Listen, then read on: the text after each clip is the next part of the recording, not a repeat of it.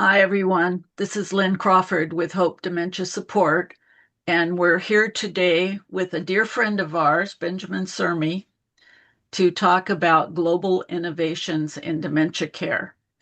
And we know Benjamin very well, but we would like for him to let you know a little bit about himself.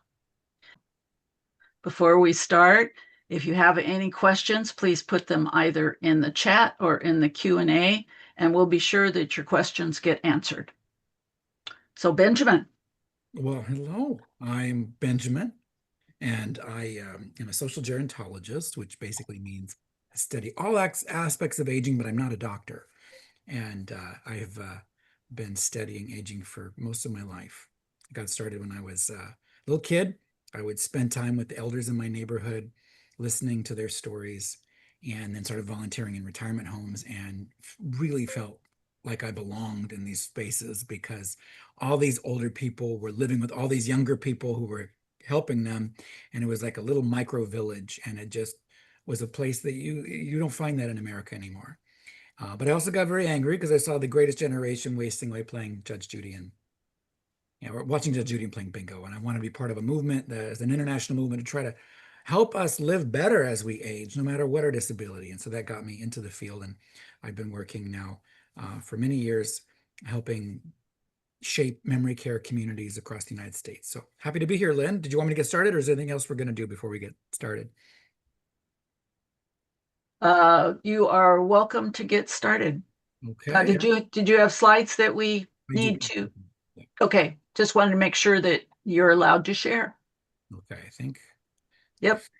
work here. All right. Here we go. Hello, Sean. Good to see you. Good to see you, Sean. Okay, so this is called Global Innovation Thriving with Dementia. And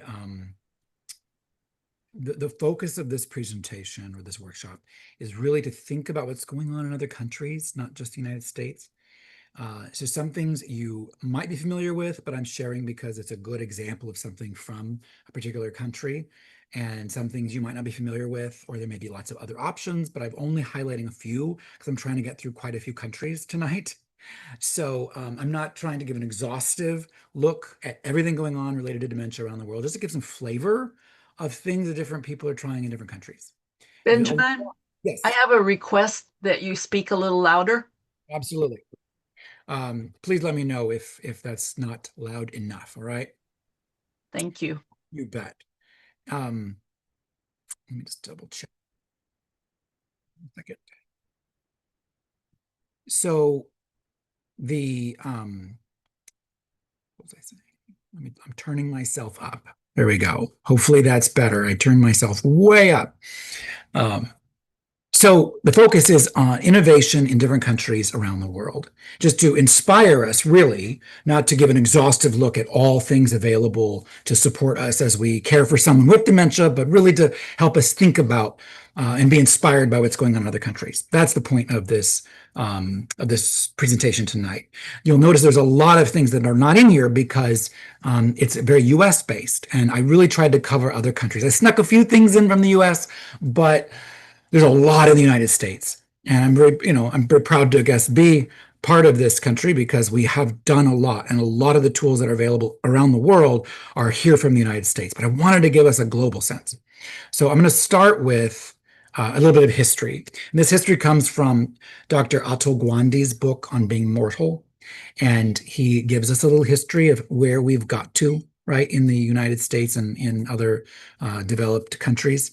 So basically, if you were old and you had the blessing of living a long life, but you had disabilities or you weren't very wealthy or didn't have a family to look after, you ended up in a poorhouse in the United States.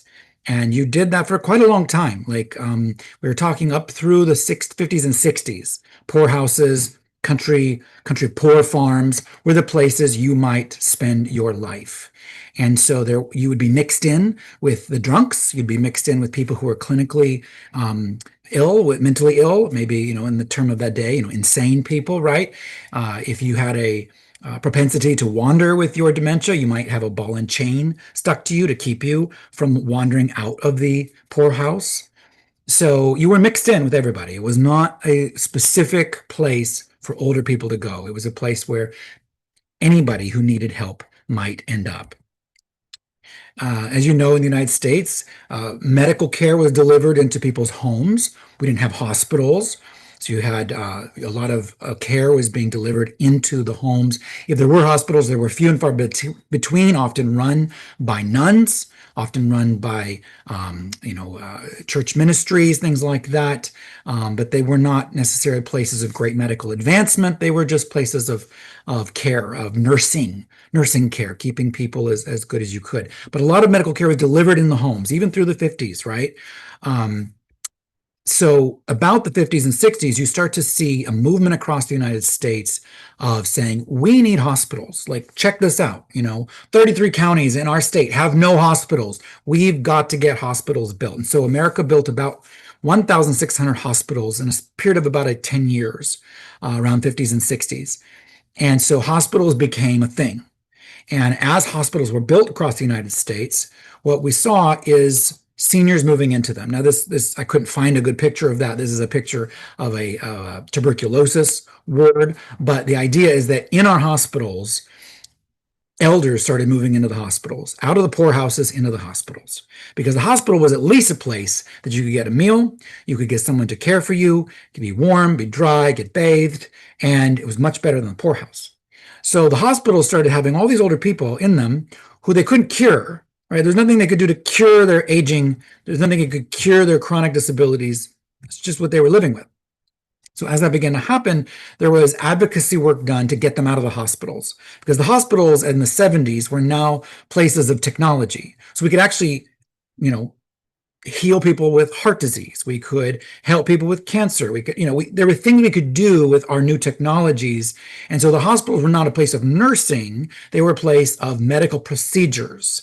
And so there was a shift where the hospitals became a place of medical procedures. So as that happened, as a country, we wanted the older people out of the hospital, so there'd be room for the babies to be born, room for people the hip joints that need to be replaced, right? And so America built 17,000 nursing homes across the United States, which were basically mini hospitals, without the same level of regulatory oversight as hospitals. They were allowed to operate without complying to our regulations, as long as they kind of sort of tried. And it still is that to this day. Our nursing homes across America can operate even if they don't meet the regulations, as long as they meet them enough, right? Kind of get a certain score, if you will, and don't have things that are too serious. They can keep operating regardless of how well they keep the laws of the land. And so 17,000 of these were built. They were never built with elders asking their input. They were never built to be a place of thriving. They were only built to get people out of the hospital. So we built 17,000 of those, and we still have many of them across the United States. These were places that the restraining of people, the tying people up, was very common. And in fact, it was required. If you didn't tie someone up who was at a risk of falling, you could be cited. You could lose your license as a nursing home. So through the 70s, through the 80s, this was common practice. And some of you on this call might remember walking into a nursing home back in the 70s or 80s and remembering what it smelled like, remembering the cries, remembering seeing people tied up to chairs. Some of us have even done it because it was required by law and it was considered best practice. Around the 90s, you started to see movements starting from places in Oregon to say, hey, we need to change that. And so we've worked hard in America to change that. However, in California, there's still at 12% of nursing home residents will be restrained some way like this. So it still hasn't gone away. We don't see it as often. It's certainly illegal in the assisted living world, but it's still a thing in the nursing home world. So about 1978, there was a family called the Koelsh family, who I happen to work for, who actually created America's very first purpose-built assisted living community, not too far away from Vancouver, in Longview, Washington. This is the very first one that we know of from the history books. It was built specifically as an assisted living. You can see it was in Longview, Washington. The idea was, let's create a place that's not a nursing home, that is an apartment building, where you can have your own room. You don't have to share it with 8 people. You don't have to share it with 2 people. It's your own apartment, and you can decorate it any way you want, and you can have your own furniture, and you can have, as much storage as you need, and you have freedom to make decisions about your life. But we're going to provide caregivers to support you in your daily activities, and we'll provide meals and housekeeping and drive you places. And so Delaware Plaza was born as America's very first assisted living. At least called that, focused on that. There may be examples of retirement homes for the aged or something over the past 200 years where something similar may have happened. But as far as what we understand as assisted living today, first one. Now, the person who gets the credit in all of the gerontology books, like when I went to college, she created hers in 1981. So if you look it up on Google, you will see her name. But it was 3 years after the family I work for created theirs. And she created one in Portland. She was a gerontologist, and she also had a vision after taking care of her mother to create a similar concept. And she created what is now the assisted living concepts. We have 3 here in Vancouver that are owned by other people now, Kent Place, Evergreen Place, and one other one. And they're small 40-bed communities. And she created that model and goes down in history as the creator of the assisted living model. Today, assisted livings and memory care, this is a memory care, happens to be a Koelsh one, but my point here is that they've changed a lot from what you saw in our first pictures of the poorhouses. And they've changed a lot from what I went to visit my great-grandmother, which was a 8-bed room in a nursing home. We are seeing just a new wave of development, right? Here's a place back east where they've built front porches, right, for all the elders to walk out of their room, and there's like skylights, and it looks like sky, and it looks more like their front porch, right? You're seeing just some really innovative development in this space. So we're now to 2025. And the question that we're asking today is, okay, what's next? What's going on now, right? We've done a lot of development to come from poorhouses to memory cares and assisted living.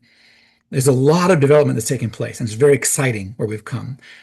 There's still a lot to be done, obviously. That's why many of us are even on this call, is because we want to see change. So let's see what's changing around the world, what's being developed. We'll start with the Netherlands. And many of you have already heard this place. Some of you may have visited it. It's De Hagewick in the Netherlands. They're famous because they've been all over Facebook. They've had many articles written about them, so this probably won't be new to you. Maybe you haven't seen some of the pictures. But this is a little village in the Netherlands that is specifically for people living with dementia. It's a gated community. It has lots of kind of cottages where you have maybe 6 to 8 people living. And then you have lots of amenities. You have a real store where you can go shopping, and you have a real environment. It's not fake, right? It's a real store. You can go, you can shop. It's got the greengrocers, it's got the post office, it's got places to smoke. It's got a real restaurant and a real bar where your family can come and you can enjoy having an adult experience, right? It's the cottages are meant for people to eat together. We've had similar concepts with the greenhouse model in the United States and the small home model, but in this case, there's multiple cottages within this gated community and all the amenities of a little village, right? So that's the difference between our small home model in the United States and this particular small home model, because it's actually a village. Now, what's unique is these cottages are grouped not by decade, or let's see, if you're 50, you go to this one. If you're 60, you go to that one. It's based on your lifestyle. And so there's a cottage for people who are from the upper class, and they eat French food. They do not eat the Dutch food. They eat the French food. And there's lace. And the caregivers do not dress like caregivers. They dress like maids and butlers. It's a very different lifestyle. There's a home for the middle class, the people who worked as carpenters and nurses, etc. And they use the dark, heavy furniture that was common to that lifestyle. They eat Dutch food. They don't eat French food. And they have conversations about work as part of their activities. They have a home for people who grew up in the Dutch Indonesia culture, where they have family history going back to Indonesia as well, and they eat different foods, right? There's an artist lifestyle where they get up for brunch and they go into the city to see museums, and they have mimosas at 11 o'clock rather than getting up early for breakfast like the middle class workers would do, right? So their model is to create lifestyles that match your lifestyle versus lump you into a decade. So that is the Netherlands. Something interesting about the Netherlands and this particular place is they're on an interesting shift right now to the Netherlands is socialized medicine. And as you can imagine, as countries get more elders and become poorer because they simply don't have enough industry and workers to stay wealthy, they have to figure out how to continue providing care. And so what the Netherlands is doing as a whole, and is impacting this community in particular, is requiring more of the families, which seems opposite. Like us in the United States are probably thinking, we're on a pathway towards the Netherlands. We want socialized care. We want the government to pay for all of this care. How can we do that? Well, they're on a different trajectory. They got to that point and it became unsustainable. So now what they're doing is they're backpedaling, and they're actually embedding within their contracts and the way that they operate, and as they move people in, the families have to take a role in how the community operates and the care of their loved ones. And there's an agreed upon plan on what the family member will do. Are they going to come and help with meals? Are they going to come? What are they going to do? How are they going to participate? And so that's one of the trends that the CEO of this talked about on a recent interview, is innovating how to get the family more involved, because their system can no longer support completely paying for paid caregivers to do everything that these people living with dementia need. In Canada, we're seeing a village was just created. So similar to the Dahajwik, is a village. It's not quite as robust as the Dahajwik. There's not as many amenities, but they had a similar, they wanted to do what Dahajwik did. Like that was their desire. They were very inspired by Dahajwik. So as you can see in this, multiple cottages with lots of walking space, but all gated, some like farm gardening areas and various amenities, and wanting to create something in Canada similar. It was interesting to see how when they were first opening, they needed to hire, I don't know, 70 people or something. They had like 300 people apply, right? Like people want to work here so badly because it's so inspiring to see a completely different model than what we've been used to in the United States for many, many years. So that is in Canada. Izzy is a brand out of Canada that is trying to reinvent clothing for people with all kinds of disabilities. Now, of course, the pictures they choose, you don't see any elders in these pictures because they want this to look as relevant to the most cool people possible. And of course, that will trickle down to older people who are in their 80s who need the same kind of clothing, but the brand image is very cool, very chic, very much something that anyone could wear, but it's all designed for people in wheelchairs, people who have trouble dressing themselves or undressing themselves. Maybe they have one leg, etc. So instead of having to adapt jeans from Macy's, you can go to Izzy and they have exactly what you need. So an example of a brand redefining a whole segment for people living with disabilities of all kinds. Norway, many of you have heard of their green care farms. Green care is a movement in Norway to get people living with dementia out of the cities about 3 days a week. I believe it's paid for by their government, and they go for about half a day, I believe, to farms. Now they're split up among a lot of different farms. Not everybody goes to one farm. They're bused out of the city to all these different farms, and they spend the day on the farm talking with one another, doing actual work on the farm, and interacting with animals, having good food, having some music. But they spend about 3 days a week, or as many, maybe they only want to go 1 day a week, but they come out to the green farm so they can have all the benefits that we know from all the research that sunlight does, fresh food does, work, purpose. Like there's a lot of research, and they really found this as a way to kind of combine all those different streams of research. Motiview also comes out of Norway. Motiview is a bicycle that connects with a screen so that elders can feel like they're actually going somewhere as they get exercise, and they can reminisce about specific places in their community that they're biking along the path that they used to walk on, the coast that they used to have their anniversaries on, right? They can bike through those spaces. So that's Motiview out of Norway. And they also are able to tie the different bikes together so they can have races and they can have experiences together corporately, socially. Sweden, Sweden, let's look at Sweden. So Sweden has the J Dome, which is a similar concept as MotiveView, except it's a dome.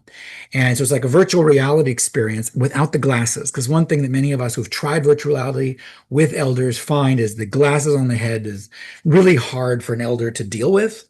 There's some people who deal with it great and it brings back incredible memories. So never not try it with a person with dementia, but just a lot of times it doesn't work. Sometimes it does work. So they built a dome to bring that 3D experience to the elder as they're biking through a location, but there's nothing on their eyes. So cool examples. Again, exercise and reminiscing. Bring the two together. Hack Care came out of Sweden, and it's not an actual business. It's not from IKEA, but it was a design I think like a design contest or something to look at how could we make things out of IKEA that could help a person with dementia. So they create a whole catalog. I think you can still order these catalogs. And it's like all these different things you can take from, you can go to IKEA, you can buy these things and you can create something that works for people with dementia. So in this case, it's like buy the cutting board, it's $2.90, add some gears. I think you can probably find the gears too there, or here's this chair, but it doesn't work very well for dementia. If you buy these extra parts, you could make a chair that someone could push up off of, right? So looking at how do we make IKEA furniture, IKEA things more disability friendly, more friendly to people living with dementia. And so they created this Hack Care kit, the idea that you buy the catalog, you get inspired by it, and here's instructions on how to do at least 4 of the things that you might be inspired to do. Bow Clock is a partnership between Skanska and IKEA to create dementia-friendly apartments. So their vision, and I know they've already built some of these, the vision is to create a true dementia-friendly environment, but to create them as apartments with IKEA's way of manufacturing behind everything, right? Like very modular, able to build it quickly, very replicatable, right? The materials don't give me a clear indication of how their apartments are truly dementia friendly. They claim that they are. They didn't outline, what about them makes them dementia friendly. Certainly you can see lots of green space, higher balconies probably that you're not going to fall over as easily, but I'm still not quite sure how they're dementia friendly, but that's how they're billing them. And the Queen of Sweden got involved and lended her credibility to this project. So it's something to watch, right? And I think what's interesting with things like this is when you see an international brand saying, we're going to try to help solve issues in this area, it's a good sign. It's a sign that there's enough people saying something, enough consumers who are wanting something different, that it has the potential to create even ripple effects in other industries. Other innovators, right, might see what they're doing at IKEA and say, well, I can do that too. Right? There's opportunity when big brands like IKEA say, we're going to try to solve it. Whether they solve it right or not, another story, but just the fact they're trying is very encouraging. Let's move to Japan. Okay, so Japan was, of course, the first country in the world to deal with what some people call the silver tsunami. Some people don't like that term because it sounds like it's a negative thing. The elders, we have so many more elders in the world today than we did 100 years ago. But Japan was the first to experience that wave where you had more elders than younger people, right? You had that inversion and more centenarians, more people who are over 100 years old in their country. So they had to start creating ways to care for all of these people. So a Japanese innovation is the sound hug. Sound hug is a way for people with challenges with hearing or cognitive challenges to be able to experience sound differently. So you actually can hold this item that has lights and vibration that responds to the music around you. And so you can play music and you can feel it and see the music. You can go to a concert, for instance. I think they did a experimental experience where everybody in the concert hall had the sound hugs, and then the orchestra was playing, and they could experience orchestra in a whole other way. Nail gel stickers by Orange Links is another Japanese innovation. So these are little tiny QR codes that get painted onto someone's fingernails. So if the elder living with dementia is found and nobody knows who they are, they don't know who they are, anybody can scan that QR code and know exactly how to get them back to their loved one. And they stay on for, I don't know, I forget, it was a month or something, but you have to reapply them every so often. But it's an experiment in how can we track people living with dementia, because a big thing in Japan is they don't have enough places or enough money to have all people who might wander away stay. So they're very focused on making Japan a more dementia friendly place where you can wander away safely, right? That's really their goal, is not stopping wandering, but letting you wander safely. I mean, it's still their law system, from what I understand, is a little different. So the elder, if the spouse of the person with dementia, if her loved one wanders away, gets killed by a train, and causes that train damage, then it's that older woman's fault, right? Because she didn't keep her elder from wandering away, which is unfortunate. I don't like that system, but that's how it is. And so you can see why things like this become so important, because I'm responsible and I'm going to have to pay if that person hurts anybody. I will be responsible. So I've got to make sure my loved one's okay. So this is also another example. These are tiny little rings the size of a dime that help with GPS tracking of elders who might wander away or get lost easily. And then they innovated parks for older adults. So they took their parks that were for kids, and they didn't have enough kids to play in them. So they moved and transitioned them to adult sized equipment so that they could have a healthier older population, right? And so they create these parks where older people can get the exercise that they need on equipment that's their size and built for them, which I think is pretty fun to watch. This is not in Japan. I just throw this in there to say this is, I believe, UK or New Jersey. I think UK and New Jersey have also experimented with some adult-sized parks. I think this is from Britain, because, of course, nobody in the United States would dress in a suit, but in the UK, you would dress in a suit while you're exercising, which, again, I don't understand, but that's the UK. But in America, I believe this was the New Jersey one. And so, again, trying to create adult playgrounds that get people exercising, because we know that's a big part of dementia prevention, right? And disability prevention. Let's get people exercising. Wander drills. So in Japan, they do wander drills, just like we do earthquake drills in some cities in the United States. They do wander drills. And so you get all the businesses involved. You have a person who's pretending to have dementia. There's a story around what happened. And then all these volunteers have to see how quickly they can find this person using all the protocols that are in place in that particular municipality. Because you want the businesses involved, you want police involved, fire involved, you want the citizens involved, you want a whole network of volunteers that within moments can be activated. We have a wander risk. They're gone. We don't know where they are. Please find them. Let's get them. Right. So that's part of their protocol, at least in some municipalities in Japan, is to do wander drills to keep people fresh and quick, and how quickly they can find a neighbor who has disappeared. Thailand, this was a media innovation. So this is a media company. I can't tell you what this says. I cannot tell you how to say it. It's a company. That's their name. And they wanted to do media on social media, print, TV, I think, that was more age-friendly and more disability-friendly. So they would do different spots, different Instagram or TikTok or newspaper ads or memes that really tried to portray older people differently.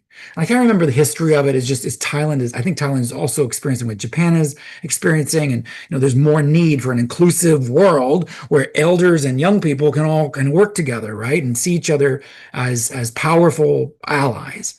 And so you have here, right, a woman who's 71 who's doing yoga just as good as this guy who's 39, right? You have this person who has very impaired vision, who has a story, and they tell her story, right? This person, I believe, is in his 60s, started his own coffee business, right? So getting the idea you can be an entrepreneur and you can be older, right? You don't have to just give up and sit in front of a TV. You can be someone, you can do something, right? This is a person who's, I believe, in her 70s, and she's a fashion icon, right? And so they're trying to give you that perception that you can be a fashion icon. And then this was a K-pop dance experience where they brought older people and younger people together to enjoy K-pop.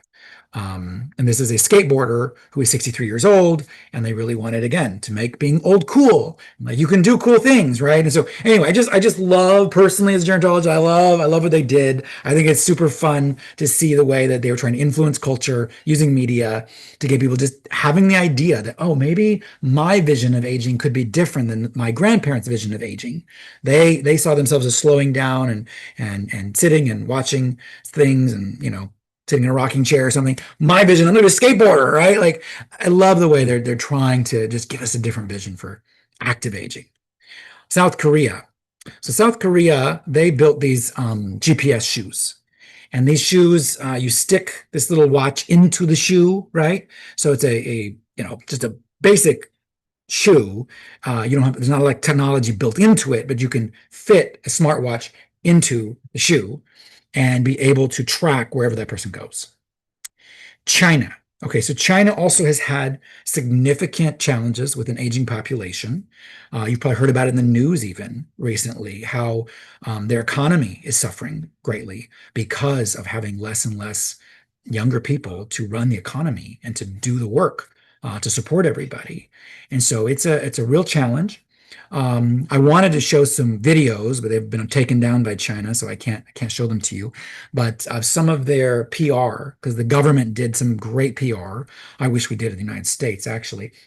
And there are these very moving, very emotional commercials that show younger people and their role in taking care of the older people. One guilt trips you by showing a mother taking care of her child, and over time the child gets older and older and older and goes away from mom, and mom's waiting for him, and he never comes back, and she disappears, just kind of fades away.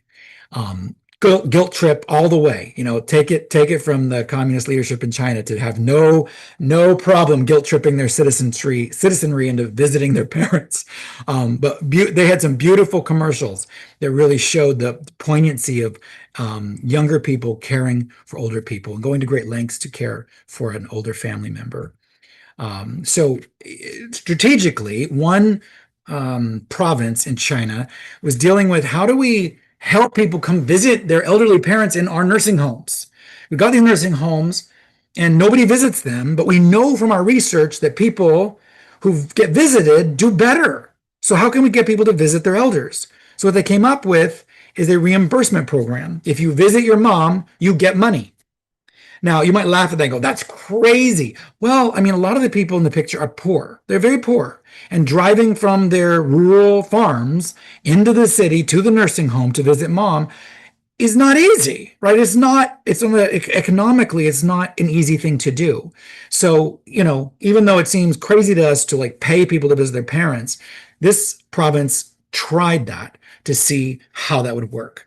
So I don't know if they're still doing it. I don't know the final cost on it, but I thought that was a fascinating idea. Odakake Rehabilitation Initiative. So this is an initiative where there was a whole downtown area that was just dying because there's no young people to shop there. And so the malls and the stores were really suffering. And they were like, okay, there's all these older people living nearby, but they never shop here because they can't. There's no one to take them. So let's have a partnership between the stores and all these retirement homes, and let's get the elders to the stores.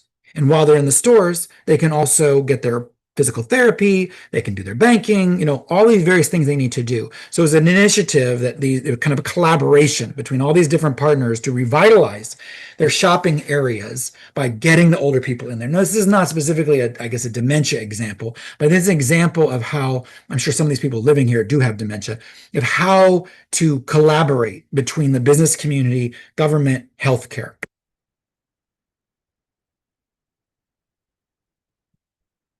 You can see they tried to kill a lot of birds with one stone. Let's get all the elders out here. They can have health, Tai Chi, PT, go shopping, have a good lunch, etc. All right, let's say Germany. Germany. Man, these pictures just want me to, I just want to travel. Gee whiz. I just want to go to these places. So German Bionic. So they created these exoskeletons first for the warehouse workers, right? You think of Amazon workers, you got to be lifting things all day. It's gotta be very dangerous for your long-term health to just be bending, lifting all day long. So they wanted to create an exoskeleton that would help warehouse workers as well as healthcare workers. So you can see, right, this healthcare worker is getting help as she transitions the person onto a bed.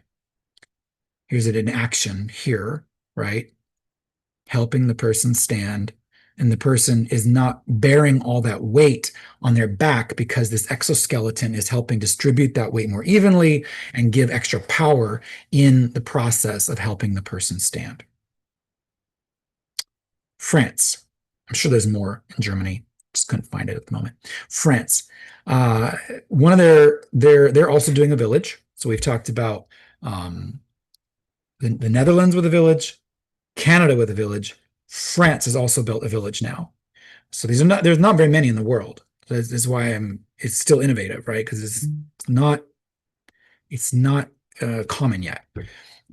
So these pictures are going to show us what the landscape looks like. You can see they've really tried to recreate kind of I think a country French village, right? Lots of walking paths, lots of nature, beautiful common spaces, lots of outdoor spaces to attract children as well as elders. Kind of creating a space that the whole city around might want to come and spend time in, not your old model of a place I want to stay away from, but a place I'd like to be. Inviting the public in as well. I think they've had races come through here, things like that. Again, you can see just from the pictures, it's a very unique architectural space and nature space. So again, I don't know how many village centers they have as far as like how many stores they have, post offices, movie theaters, I don't know, but they've really tried to create a space that feels very different and feels more like a village with lots of space to access the outdoors.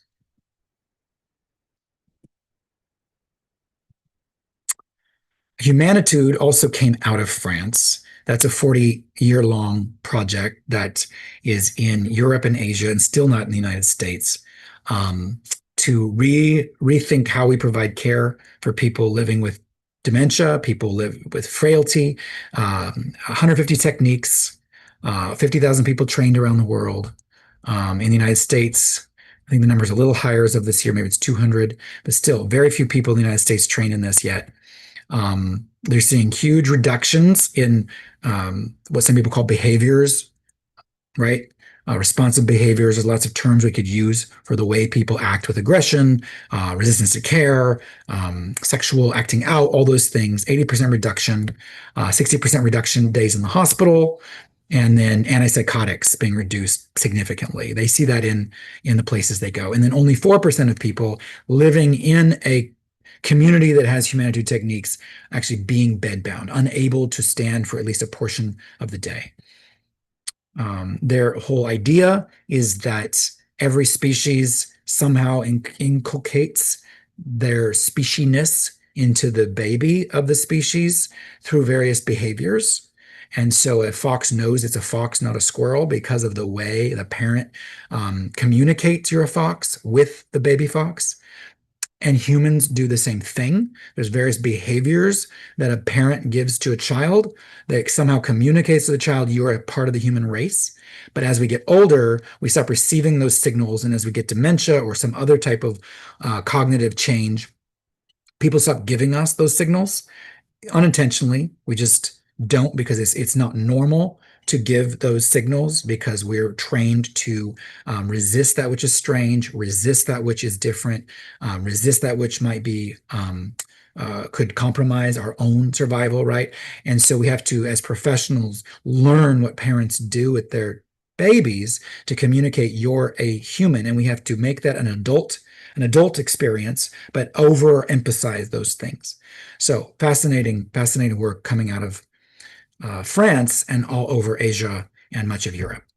The French-speaking country also developed, France also developed Familio, which is a program in which elders can receive full-color magazines every Monday from their family. Their family just creates just uploads pictures to an app, and then it automatically turns into a full-color magazine every Monday morning or once a month, depending on your subscription. It's very inexpensive. It expects something like this to be $50 a month. I think it's like 20 something bucks a month if you want every Monday, and like $8 a month if you want once a month.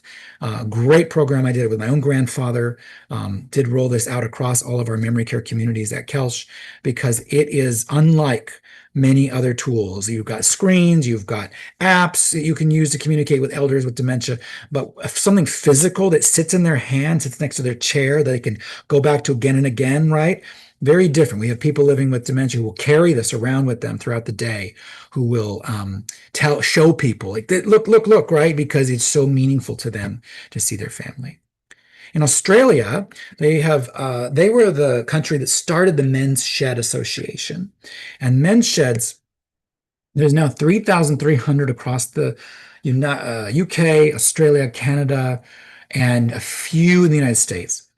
And basically what happened was men in Australia, they were committing suicide at alarming rates, and they had depression, mental health issues, but they did not want to seek traditional mental health services because it was not part of the male culture in Australia to do that. And so there were these grassroots initiatives to establish these workshops where guys in the local community could come together and build things, restore old boats, build toys for kids, do projects together. And then what happened is social workers and mental health folks were able to just come and hang out and be there and offer support. The guys were doing a lot of peer support to one another, but then the more expert help was also to participate in the lives of these older men and reach them where they were. So there's 3,300 globally. There's an effort here in Vancouver to try to start one at CDM. I'm not sure how far along that is. Maybe Lynn can update us on that later. But just a fascinating grassroots project that communities across the world just start their own, but we're inspired by what happened in Australia, loosely coalesce through the association so that they can share resources and best practices.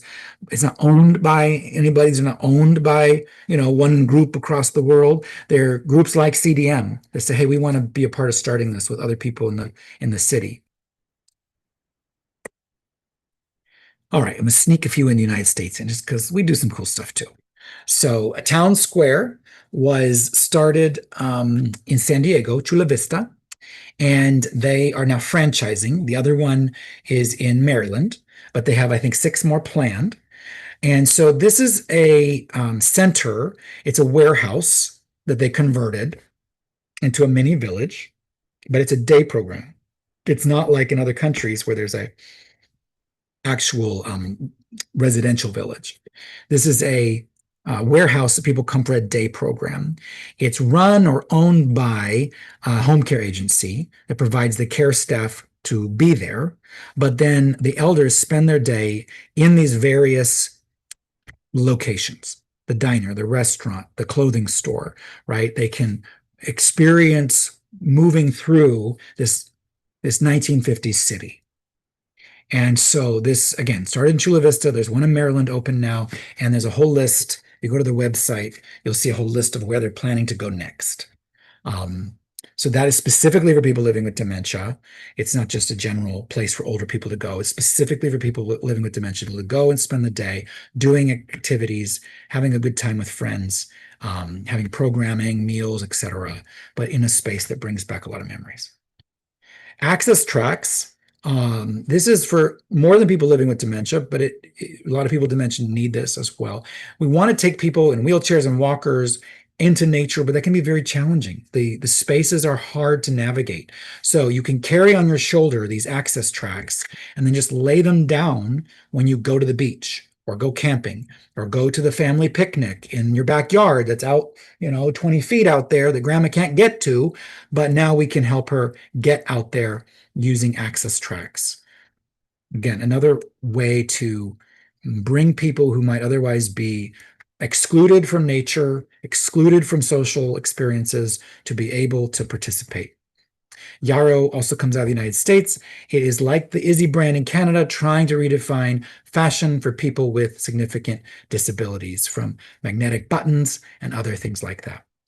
Badger is a company that has designed a badge that is a closed caption smart badge, so that a healthcare professional, for instance, could wear one of these badges, and as they're talking to the person can read what they're saying in real time. Because maybe they have trouble hearing, maybe they've got some cognitive challenges that make it hard to understand what was said to me, but I can still read.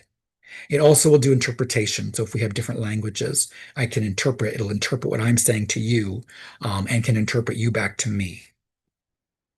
Raz Mobility has tried to make a dementia-friendly phone, make a very simple cell phone that is not as hard to get lost in, by making the screens very, very easy to understand. Big buttons, the primary colors rather than the very subtle colors that we're used to. They're very bold, make it easy for older eyes to be able to see what's on the phone. And I'm proud of my company because we built one of America's first 3-story memory care, which is not common. You usually have people living with dementia. They might be in a 3-story, but it's not a 3-story memory care. And one of the challenges with memory care in urban, this is in Cedar, where's this? This is in Edmonds. So Edmonds, Washington, land is very expensive. It's very difficult to find land to do a traditional memory care where everybody's on one floor, so it's safe. They're not going to, hurt themselves, and they have outdoor access. It's very hard to do that when you can only have a small postage plot of land. And so what the team here did is they found a way that everybody's on the second or third floor, and each floor has its own courtyard with visibility to the sky. And so instead of being locked in a unit where you cannot access the sky, see the stars, see the sun, each floor, because they are offset, are able to have outdoor access, which in many places is not possible. So I was really excited that they really focused on this idea of how do we give elders living with dementia access to sunshine, access to fresh air, and they don't have to rely on a staff member to take them there. They can access that in a secure way. And then built a main street on the bottom that is again, 1950s experience, so that the elders can go and have that 1950s experience, kind of like that town square that we just looked at. Also have appreciated the culinary director, who oversees all memory care culinary, really working hard on this concept of getting away from what you see on the left, which many people living with dementia stop swallowing very well. So we have to feed them purees or pureed food because they don't choke as easily. However, no one should have to eat what you see on the left side of your screen. That is not a human way to eat. And yet that is industry standard. And so what he's been working really hard to do is transition all of our culinary directors in memory care towards making the purees look like the food that it actually is, or at least the middle one's poured up kind of a middle way. It's like making it look prettier. Even if it doesn't look like what the food is, it still looks prettier. The one on the right is the best case, right? It is like making it look like the food that it is. Same here, right? The middle one would be more so what we're going for, right? It looks like a pork chop. It looks like green beans to some extent. It looks like an actual sandwich, but it can be eaten with a spoon, right? Not what you see on the left. So very excited about that innovation. And this really only costs $15. The equipment we need is $15. Well, we also use a steamer. If you don't have a really good industrial steamer, it's hard to do some of these, but it really doesn't cost very much at all. It's piping bags that you use for making, pie decorating, cake decorating. That's really what you're buying. And then you're using a steamer for things like bread to make it completely easy to eat. So that's another innovation, comes out of the United States. I think is very exciting. United Kingdom, Sibstar is a credit card or debit card specifically for people living with dementia. It's designed to make it easy for the family to lock down the card to just what they want that elder to be able to do. So maybe they can withdraw only $50 at a time. Maybe they can only purchase things in person, but never online, right? Maybe they can purchase on Amazon, but no other site. So Sibstar is an example. America also has options like that, but this is a example out of the UK. And again, as many of you who've had elderly parents with dementia know, it's very difficult to take away their money and their financial abilities. But if you can control it, then they can still have that freedom. Pub roll, I still haven't found this commercially accessible yet. But this woman designed this, and again, the UK, they come up with some funny names for things. Pub roll, what in the world? Basically, it's a bed bath. You can do an entire bed bath without wetting the sheets or anything. Dry the person, wash the person, everything within this one blanket. Millbotics. These are socks that will tell you that the person living with dementia is about to have an episode of being very anxious, possibly aggressive, right? It is tracking various biometrics to give you a clue ahead of time that this person is escalating. So stop whatever you're doing and start doing something different that will calm the person and make the person feel safe. Hug by Laugh. I believe this one is commercially available now. Some of the things that are innovations are things that are like in testing, etc. But Hug by Laugh, I believe you can now buy. And so this is it's like a weighted blanket, but it's more of a weighted doll that hangs over your shoulders to make it feel to the person like they're receiving a hug. Because we know, as many elders with dementia who, even if I love my grandma dearly, if I have to go to work for 8 hours, I've got to clean the house, right? I can't hug her as much as she needs. And so this is an opportunity to help someone just feel the weight of some sort of connection, reminds them of human connection. I mean, many of you have heard of jelly drops. This also comes out of the UK. Elders living with dementia may have trouble getting enough hydration. They don't want to drink water. They never drank water their whole life. They drank coffee and tea. Like that's what they drank their whole life. And now you're asking them to drink water because the doctor wants me to drink water so I don't get a UTI. That's not always possible. And so jelly drops was designed to make drinking water more like eating candy. So these are little drops that you pop in your mouth, and it's kind of like Jello, kind of. It's a little bit more because I've purchased one of these to try it, and it can kind of mash in your mouth better than I think Jello can. And then it has, a flavor to it, a little bit of sweetness to it. So one tray gives you 1 cup of water, 8 ounces of water. And they're designing, different shapes and flavors, sugar-free, etc. Relish comes out of the UK, and it's a set of, we'll call them toys. They don't want to call them toys, right? These are fidget tools, I guess you could say, for people who need things in their hand, need to do things. But so many of the tools out there still just look like kids' toys. And so this was an effort to get us to a place of something that looked at least interesting and not juvenile, right? You're using all wood with some metal, right? So it's not the neon, the plastic and the pinks and the blues. It's just wood. So an attempt to get something that you could just lay around the house, lay around the memory care, and someone could pick it up, use it, and maybe at least have their mind engaged in something.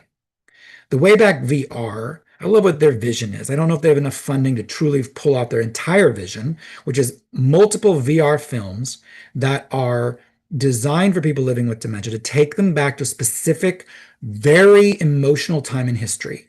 So they started with the Queen's coronation back in the 1950s. And I think I got the date right.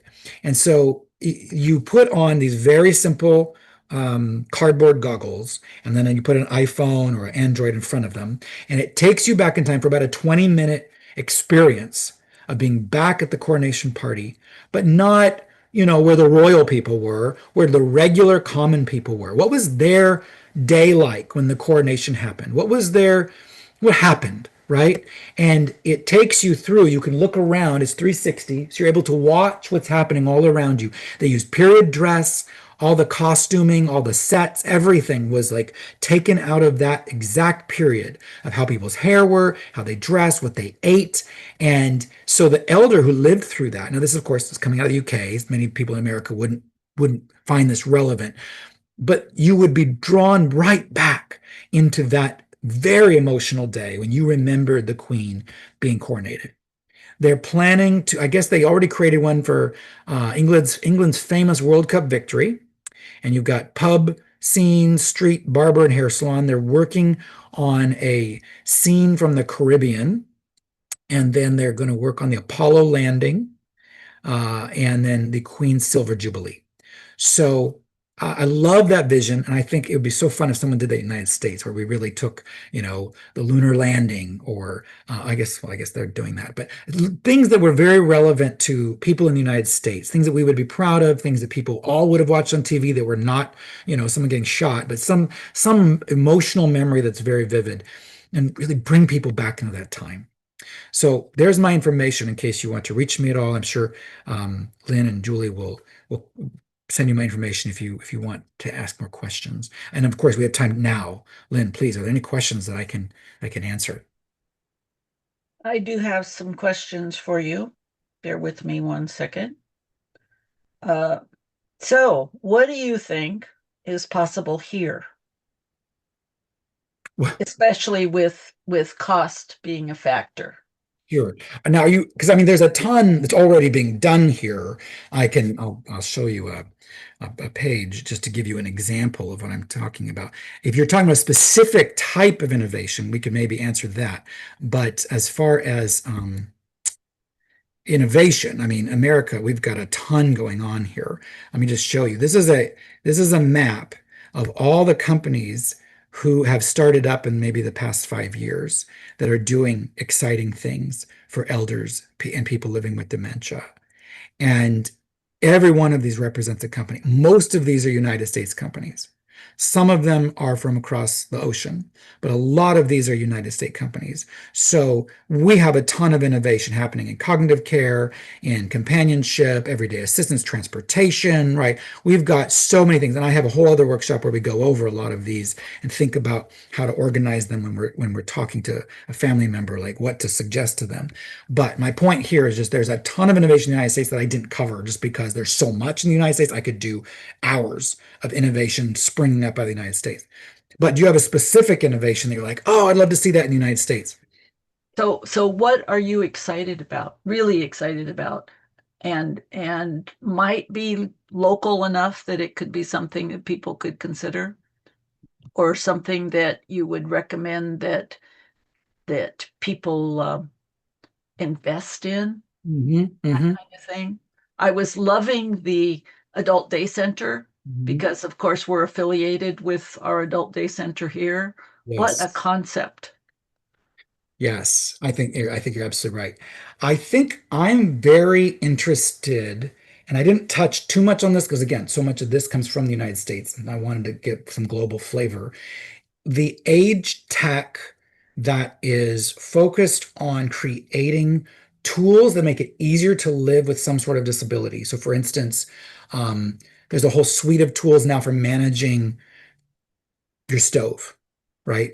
Turning off the stove if the smoke alarm goes off, or turning off the stove after 5 minutes, period, or being able to operate a stove remotely from an app and be able to see what's going on with your parent when they turn on their stove, right? Like that in itself could be a massive game changer for a specific family, right? Like their one issue that might mean I need to hire a caregiver to come into the home is the mom needs to use the stove but can't be trusted with the stove, right? So the technologies that are being developed, which I didn't get to cover a lot of these again, because many of them are United States based technologies, um, that are making it easier to live with a disability wherever I call home.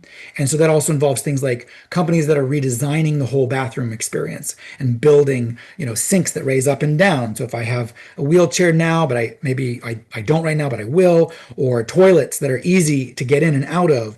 really thinking about the bathroom space specifically and how to make it easy to care for someone in that bathroom space. Again, that can be completely revolutionizing for a family who maybe can't afford home care long term, but could afford to change the bathroom up and get maybe even a loan to do that. It's harder to get a loan to pay for home care, but you can get a loan to update your house, maybe, right? Or tools that help us see better, hear better, tools that help people who need an electric wheelchair be able to pack that into the size of a carry-on suitcase. When in the past you have to have a crane to pull it onto the back of your flatbed truck, now we can use electric wheelchairs that literally fold down into the size of a carry-on. And so if I'm traveling with an elder or I have some disabilities, I can now be more mobile. So I'm personally excited about that space because I think many of us want to live wherever we call home. If I live in an independent living and I've got great friends, I want to stay there. I don't want to have to move to assisted living or memory care if I don't have to. If I live in an apartment, if I live at home, if I live with my family, if I've created a co-housing center with a bunch of friends, I want to live wherever I get to do what matters to me. And I want technologies that help people do that. That's very exciting to me. So, is there anything right here in Vancouver, Washington that excites you? Well, certainly, I love the innovation going on at Hope Dementia, right? The work to create dementia-friendly maps of the spaces in town where you can bring your elder, right? Like that effort to help people thrive where they are by making it easier to find out what is dementia-friendly is innovative. The movement to do dementia-friendly training of businesses, right? Like that's getting towards what Japan was doing, right? Where Japan is saying, okay, how do we train our citizenry to do dementia friendly? If I can't remember the stats, you might remember, Lynn. Like the UK has like 5 million citizens trained to be dementia friendly, whereas the United States had like 100,000 or something. I don't know what it is now, but last time I did my research, it was like we had this massive disparity between the UK having 5 million people who were trained and how to recognize this person has dementia. How should I treat them differently, right? How can I help them make change? How can I help them across the street? How can I do things to make it easier for my neighbor living with dementia to be a part of my city rather than the United States? We're still in a reactive mode of that person has dementia. Why aren't they in a memory care, right? Why aren't they with their family member? That's something I love about what Hope Dementia is doing. I also love Hope Dementia's dementia friendly support group where people living with dementia can actually come to the support group and get help themselves because there's oftentimes in many cities no opportunity for the person living with dementia to share their grief as they've lost so many abilities or their frustration with their partner who doesn't understand them, right? And to be able to talk about what I'm experiencing. So those are three things I'm particularly excited about in our city. So, I can give you a brief statistic about Dementia Friends Washington, because that is a part of the Dementia Friends USA, Mhm. which originated actually in Japan, not surprising, and then to the UK, and now to the United States. And since 2020, Washington State has taught almost 5,000 Wow. dementia friend sessions. So, and we are very close in Clark County to being 1,000, just Wow. us. That's really cool. So, so That, it is cool. yeah. Um, let's see. I have to tell you, my favoriteest thing, and anybody that attends my groups, pretend like you didn't hear this, is to do the support group for the people that have dementia, Mhm. because that's where I learn the most, Mhm. which helps me actually support the care partners as well. Yeah. So that's my little aside. Yeah. So, another question: anything we can do as caregivers, families, or professionals to encourage the innovative changes that you've described? Well, one opportunity, and many of you on this call may already be very aware of this, but if not, it's um Let me pull it up here. There's a program called Mods Awards that gives away, I think, $150,000 a year, and they give it away to people who are being innovative in the space of dementia care. And so, I recommend downloading this. These are United States innovations. That's why I didn't cover most of them because they're United States. But we could literally do hours of workshops on the innovations that Mods is both awarding money to, and then they also in their book list basically everybody who applied for the award. So even though they only give four $25,000 awards away for organizations, and I think they give maybe four $5,000 awards away to individuals, something like that. Everybody who applies pretty much gets in this book, and they have several years of books, I believe, on the website. And so, knowing what the innovations are, I think, is first and foremost. Like, just know some of the innovations in our country, so that you know about them and can talk them up and can tell them to people. And then also consider telling about Mods Awards to friends and family, posting about Facebook, etc. If you meet someone who is doing something kind of innovative, but it's very small, say, hey, why don't you apply for some seed money so you can grow this, right? Grow this. So that's exciting. They also have a branch called Mods Ventures, which gives away $100,000 to a business or a nonprofit that is doing something very exciting, and it's more of an investment in that particular service or product. And so Mods Ventures is their sister community or a sister program that's actually designed to be seed funding for a new venture. And so that's really two very cool opportunities here in the United States, Mods Awards and Mods Ventures, to help fan the flames of innovation. I also think that as consumers, right, I think sometimes we don't realize how much power we have. And so talking to businesses, the smaller the business, the better the opportunity to have them hear us, probably. And tech businesses often have better customer, they're listening to their customers maybe better than traditional, like a Walmart or something might not listen to all of its customers the same way a tech company might. But bring up the things that you're seeing. Like, I would really like to have this service help me, but there's nothing like it, right? I really would like something that's more accessible or friendly for people with dementia. Be ready to share those things with businesses, to let them know your experience, let them know what was challenging, what was hard, what you would have loved to see. Those are a couple examples of things I think we can do. But again, I come back to first be aware of the items that are there. Attend workshops like this, etc. Use ChatGPT or any of the other AIs to say, okay, show me every dementia-friendly product that would help me solve this problem, and see what it comes up with, right? And that's a starting point to find out what is already in existence, because sometimes we're looking for innovations that may already exist.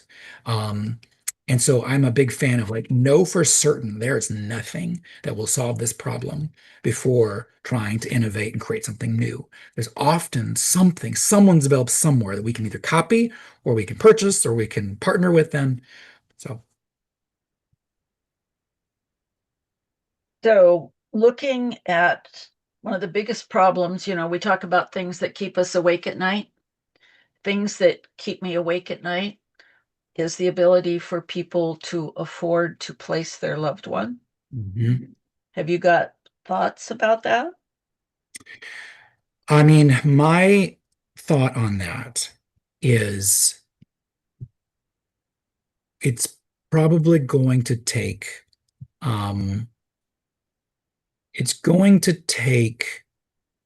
number one, really, as families and as individuals, taking a hard look at the really good research coming out on why we might be getting dementia, and being willing to, first of all, look at our own lives, say, okay, how am I living that's contributing to the possibility of getting dementia? Now, it's nothing fail safe, right?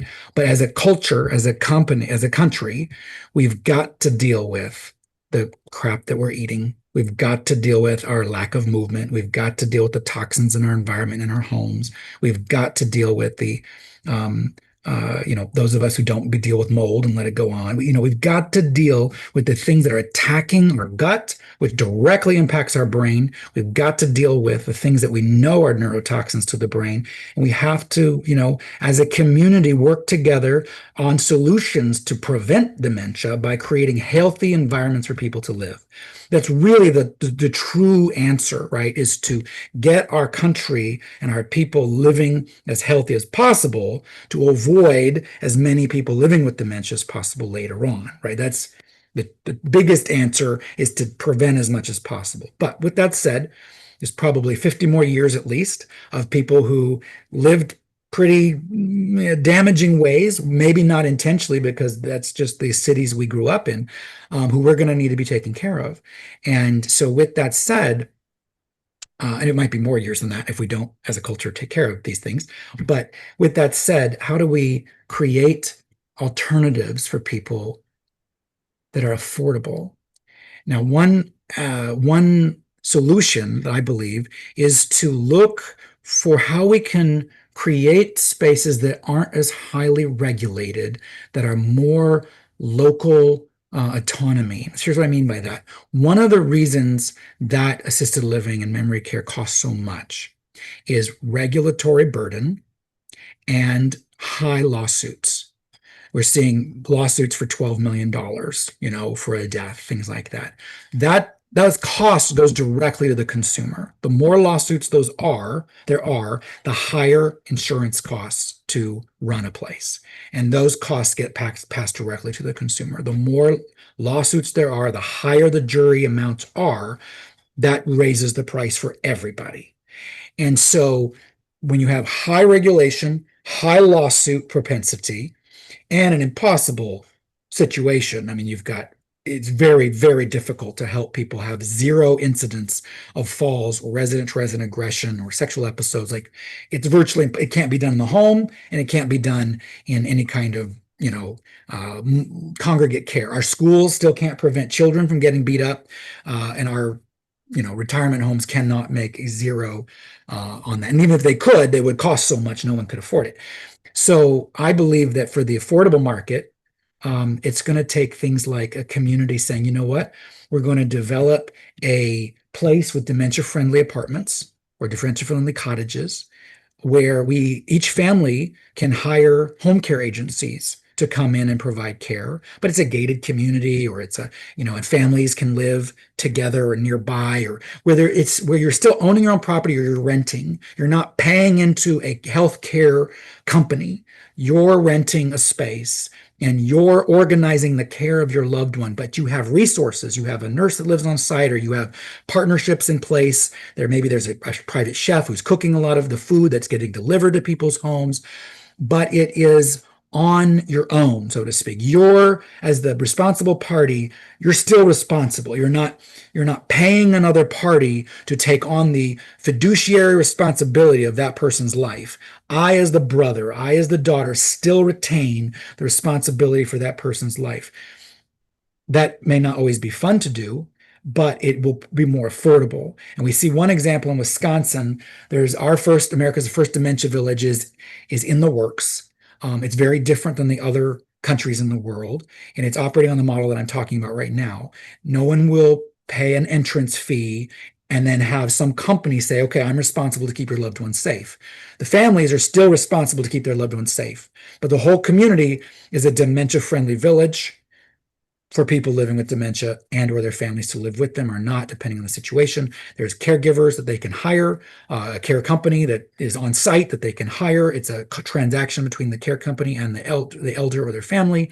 And they're designing a dementia village with this very kind of family participation, but still resources to make it easier. And I think that's probably the only kind of solution that will actually be affordable, along with thinking about the spaces we live. So besides congregate care or communal care, just families being able to be supported in their homes better, elders being able to be supported by having age tech tools I think will reduce the cost for at least a longer period of time. So for instance, right now, maybe I need to move in to dementia care when I'm 75 because of my symptoms. And so that means and I'm going to live 5 more years. So now I need to afford 5 times, let's say $75,000 a year, right? If I can use technology that only costs $10,000 a year to keep me at home, and then I only move into dementia care the last year of my life, now I've reduced the overall cost to my family, to myself, to my estate significantly. It may still cost money, but it's a lot less in the long run. And so tools such as there's a company that created a virtual caregiving program where there's devices in the home and caregivers are monitoring those devices. So the elder living with dementia is interacting with a avatar on a screen whenever they have a question or want to talk, and the avatar can check in on them and talk to them and can pop in and say, hey, did you take your meds and things like that. And so, that only costs like $250 a month 5 years ago when I did some research on it. That's a lot less than paying a full-time caregiver to be in the home, right? A lot less money, but yet you're getting visibility. And so there are these people living with dementia who don't actually need full-time 24/7 care by a caregiver or moving into dementia care. They need support services to just keep them safe at home for a period of time until they need a lot more intensive care. But we don't really have a lot of options, or many families don't know about them right now. And so I think community organizations like Hope Dementia, et cetera, are going to end up being places that families call and say, help me. And, services like Hope or whatever might have a minimal fee. Maybe it's $25 an hour, $50 an hour for a gerontologist to go to the home, analyze everything, and come up with a plan. Here's the 7 tools you'll need to help mom be safe at home. Right? Here's what it will look like. Here's how you'll do it. And so that families who have no idea where to start can talk to someone who can guide them. Maybe a grant pays for it for people who can't afford it at all, for that kind of consulting service to really look at everything, and put tools in place to help someone be as safe as possible for the next 6 months and then be reevaluated again. I think that will be very important. Thank you. Are there groups that meet about innovative ideas? Think tanks, dementia think tanks. Yes, there is a group called Aging 2.0. I don't know how active they are in every city. There's certain cities that are more active than others, but they're, excuse me, globally, like there's one in London, one in New York, all these different places where entrepreneurs get together and pitch ideas for new companies. And so you can certainly follow them on their website, Aging 2.0, and you can see where the nearest chapter might be or start a chapter, and bring people together to innovate ideas for anything related to aging and new ideas and services. That's one of the only ones I know of. There's conferences that happen every year that bring people together. Aging 2.0 leads one. Mary Furlong out of DC, she is very involved in government advocacy as well as investor relations, and she leads a big conference where you can kind of hear all the latest and greatest things before they happen. And then CES, which is the Consumer Electronics associate big conference, and usually it's like in Las Vegas or something, where all the companies that have consumer electronics go. They now have a whole space devoted to technology related to making it easier to age. And AARP has become a very big part of that program. And AARP has a big presence at CES every year where all the different inventors and manufacturers of consumer electronics get together and show off their tools that they think they're going to be able to sell to distributors like a Best Buy or something, or Walmart around the world. So that's if you get a chance to go to that, you probably get to know things before even I will know, because you'll see things that this is the first time they're being revealed is at this big conference, the CES conference. Okay, so I have a question that says, is there a Koelsh memory care facility in Vancouver? We have two. We have one near the Fred Meyer and Trader Joe's off of Mill Plain and Choclaw. And then we have one in Salmon Creek near the Safeway in Salmon Creek. So those are the two in Vancouver. And now that I've asked that question, we're going to ask you, what have you seen in your work with Koelsh, because you've been at it for a while now, that you see as positive changes in care and that help to provide dignity to the individual? Well, we have been working very hard to bring humanitude to our communities.